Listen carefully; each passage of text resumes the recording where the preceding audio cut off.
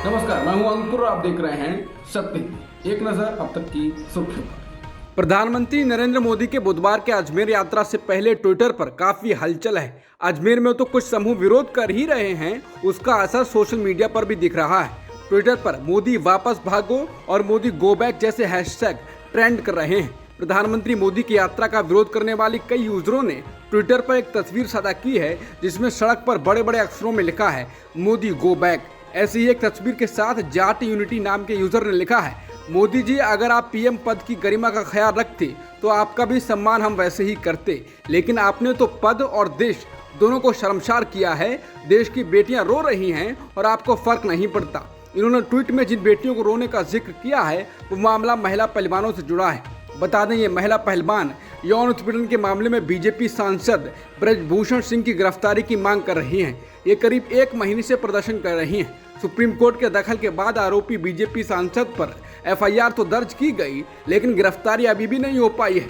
इसीलिए पीएम मोदी का राजस्थान में भी विरोध हो रहा है। प्रधानमंत्री मोदी की यात्रा ऐसे समय में हो रही है जब कुछ महीने में ही राजस्थान विधानसभा के चुनाव हैं और करीब एक साल में लोकसभा के चुनाव होने वाले हैं। कहा जा रहा है कि अजमेर से प्रदेश की कुल 40 से 42 विधानसभा सीटों को प्रभावित करने की तैयारी है। प्रधानमंत्री मोदी की इसी यात्रा से पहले ट्विटर पर उनके खिलाफ हैशटैग ट्रेंड करने लगा है। सिया चौधरी नाम की एक यूजर ने लिखा है, ये राजस्थान है, गुजरात समझे थे क्या। सारू चौधरी नाम की एक यूजर ने ट्वीट किया है, पहले किसान फिर जवान और अब पहलवान, एक एक आंसू का हिसाब लिया जाएगा इस तानाशाही सरकार से। किसानों के एक शक्तिशाली समूह ने गुरुवार को उत्तर प्रदेश के मुजफ्फरनगर जिले के सोरम कस्बे में एक बड़ी बैठक बुलाई है। हालांकि कल ही संयुक्त किसान मोर्चा ने भी देश भर में प्रदर्शन करने का ऐलान किया है। सोरम चौपाल के पीछे भारतीय किसान यूनियन के अध्यक्ष नरेश टिकैत का दिमाग है। पहलवान जब मंगलवार को हरिद्वार में गंगा में अपने मेडल प्रभावित करने गए थे तो वहां नरेश टिकैत ने उन्हें ऐसा करने से रोक दिया और मेडल अपने पास रख लिया।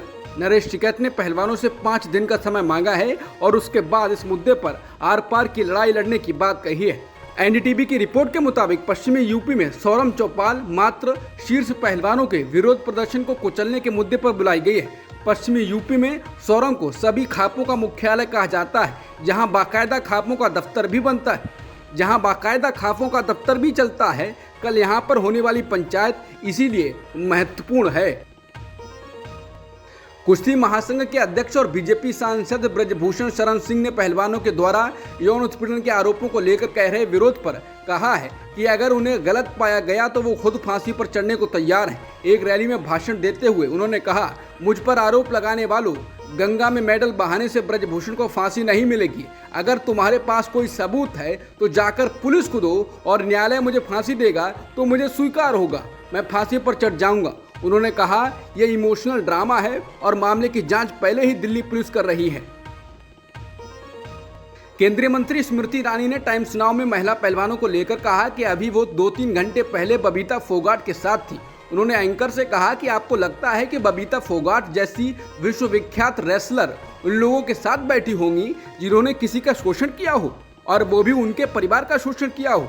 इसके साथ ही उन्होंने पहलवानों पर सवाल उठाते हुए कहा, क्यों किसी ने 6 बजे तक मेडल बहाना है और 8 बजे तक नहीं बहाया। जो लोग कानून जानते हैं वो जानते हैं कि जांच निष्पक्ष रूप से चले, इसी में महिला की मदद हो सकती है। वो क्यों इस महिला को वंचित करना चाहते हैं निष्पक्ष जांच से। अंत में उन्होंने फिर से कहा, क्या बबीता फोगाट अपने खानदान के खिलाफ खड़ी हो जाएंगी।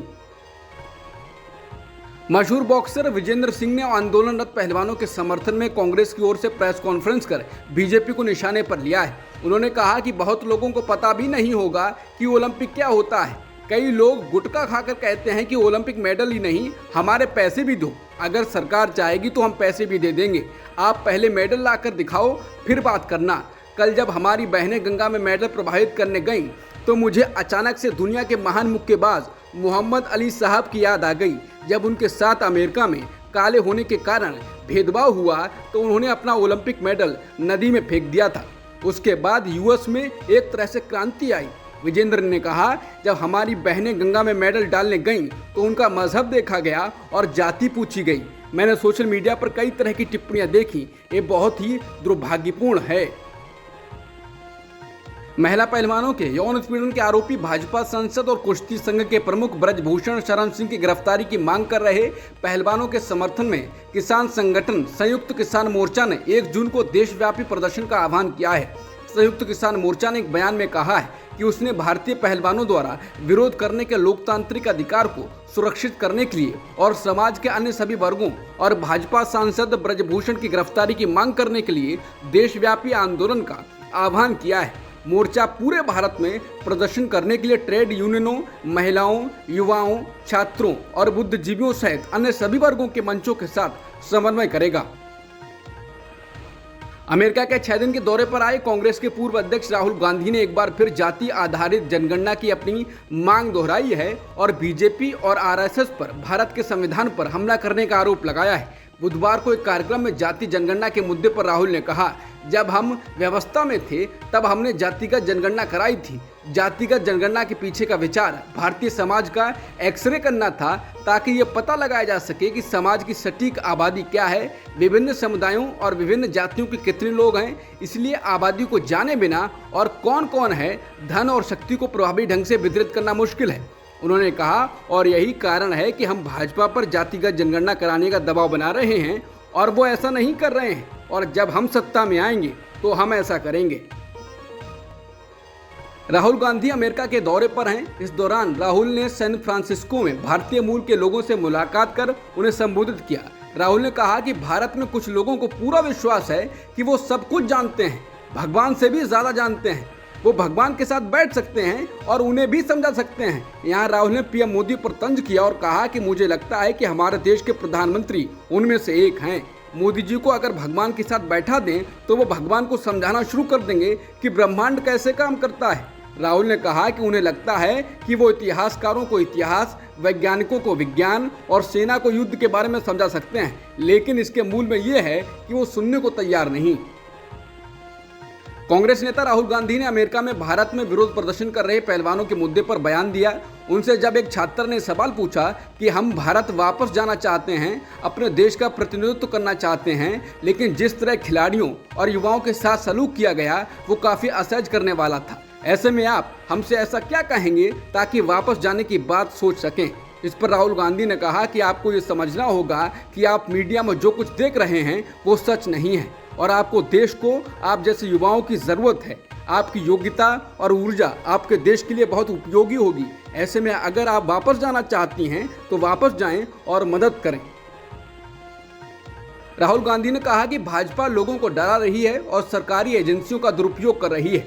भारत जोड़ो यात्रा इसलिए शुरू हुई क्योंकि लोगों से जुड़ने के लिए हमें जितने भी साधनों की जरूरत थी उन सभी पर बीजेपी और आरएसएस का नियंत्रण है। इसके साथ ही राहुल ने कहा कि सरकार ने भारत जोड़ो यात्रा को रोकने के लिए पूरी ताकत लगा दी, लेकिन कुछ काम नहीं किया और यात्रा का असर बढ़ता गया।